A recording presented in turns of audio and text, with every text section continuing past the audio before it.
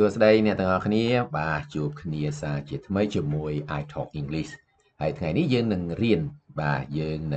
នអំពីការសន្ទនាជាភាសាអង់គ្លេសហើយនៅក្នុងវីដេអូនេះខ្ញុំចែកចេញជា3ផ្នែកបាទផ្នែកទី1គឺអង់គ្លេសទាំងអស់អត់មានខ្មែរទេហើយផ្នែកទី2បាទបានយើងបកប្រែទៅជាភាសាខ្មែរហើយនឹងទី3យើងនឹងរៀនពាក្យបាទមួយចំនួនពីការសន្ទនានេះ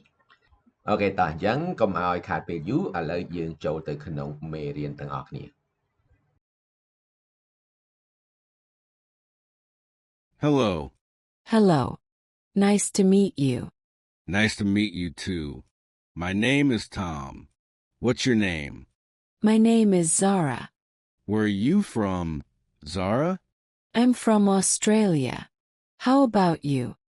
I'm from Cambodia. Oh, that's nice. Is this your first time here? Yes, it is. And you? No, I have been here for 2 years. What do you do? I'm a teacher. What about you? I'm a student. Thank you so much. See you later. See you later. Goodbye. Goodbye. បាទយ៉ាងមិនដែរអ្នកទាំងអស់គ្នាវគ្គទី1ស្ដាប់បានច្រើនទេបាទសង្ឃឹមថាអ្នកទាំងអស់គ្នាស្ដាប់បានច្រើនចឹងណាបាទតោះឥឡូវយើងចូលមកវគ្គទី2បាទគឺវគ្គ review រៀនសារឡើងវិញបាទនៅក្នុងវគ្គនេះយើងនឹងរៀនអង់គ្លេសហើយនិងភាសាខ្មែរផងដែរតោះឥឡូវយើងចាប់ផ្ដើមបាទពាក្យថា hello សួស្តី hello សប្បាយចិត្តជួបអ្នក Nice to meet you Nice to meet you សប្បាយចិត្តជួបអ្នកដែរបាទអញ្ចឹងកន្លែងនេះយើងថែមដែរមួយទៀតមានន័យថា Nice to meet you too Nice to meet you too ខ្ញុំឈ្មោះ Tom My name is Tom My name is Tom អ្នកឈ្មោះអី What's your name What's your name អ្នកមកពីប្រទេសណា Where are you from Where are you from ខ្ញុំមកពីប្រទេសកម្ពុជា I'm from Cambodia I'm from Cambodia ខ្ញុំមកពីប្រទេសអូស្ត្រាលី I'm from Australia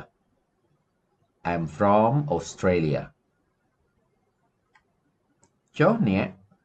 បាទអានេះនៅភាសាអង់គ្លេសយើងអាចប្រើថា and you ឬក៏ how about you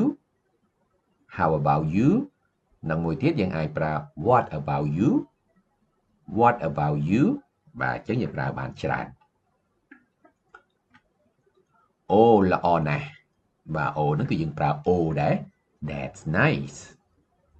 Oh that's nice ឬក៏យើងថា Oh that's very good That's good បាទបានដូចគ្នានេះជាលើកទី1មកទីនេះមែនទេ Is this your first time here Is this your first time here អត់ទេខ្ញុំមកទីនេះ2ឆ្នាំបាទឬក៏ខ្ញុំមកទីនេះ2ឆ្នាំហើយ No I have been here for 2 years No I have been here for 2 years អ្នកធ្វើការអី What do you do What do you do បាទក្រៅពីពាក្យ what do you do នេះយើងអាចប្រើប្រយោគផ្សេងដូចជា what's your job ឬក៏ what do you do for work បាទអញ្ចឹងយើងអាចប្រើបានច្រើនពេលដែលយើងសួរអំពីកិច្ចធ្វើការណា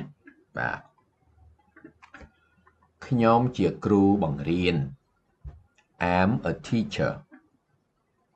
I'm a teacher ខ្ញុំជាសិស្ស I'm a student I'm a student អរគុណច្រើន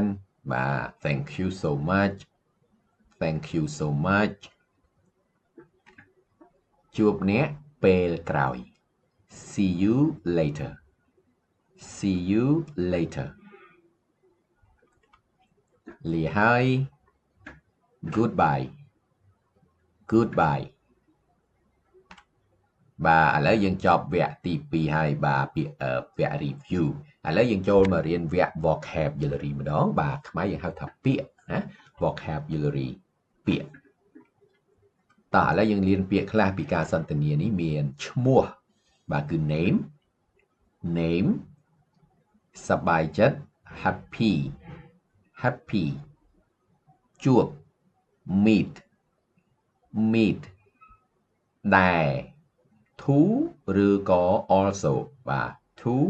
also អីបាទសំណួរអីហ្នឹងអង់គ្លេសយើងប្រើ what អរគុណ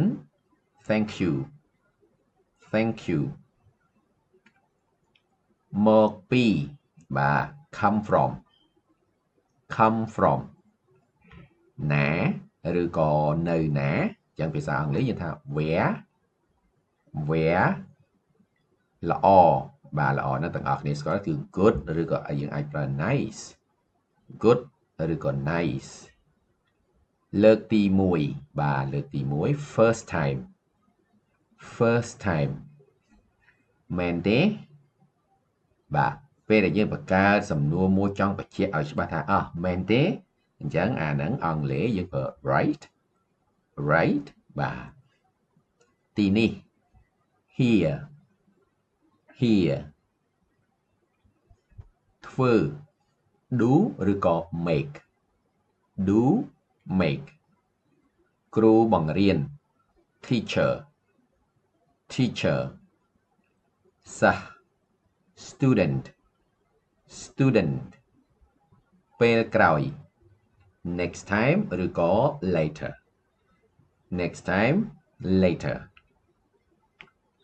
បាទអញ្ចឹងសម្រាប់វីដេអូនេះគឺចប់ប៉ុណ្ណេះសង្ឃឹមថាអ្នកទាំងអស់គ្នាចូលចិត្តបាទហើយសង្ឃឹមថាវីដេអូនេះនឹងមានប្រយោជន៍សម្រាប់អ្នកទាំងអស់គ្នាផងដែរក្នុងការហាត់ស្ដាប់ណាបាទអញ្ចឹងសម្រាប់អ្នកដែលគាត់មានមតិឬក៏សំណួរអីឬក៏អត់ទាន់ច្បាស់បាទសូម comment នៅក្នុងកន្លែង comment ហើយខ្ញុំនឹងព្យាយាមឆ្លើយសំណួរអ្នកទាំងអស់គ្នាបាទអញ្ចឹងម្ដងទៀតអរគុណសម្រាប់ការទស្សនាវីដេអូនេះតាំងពីដើមដល់ចប់ហើយ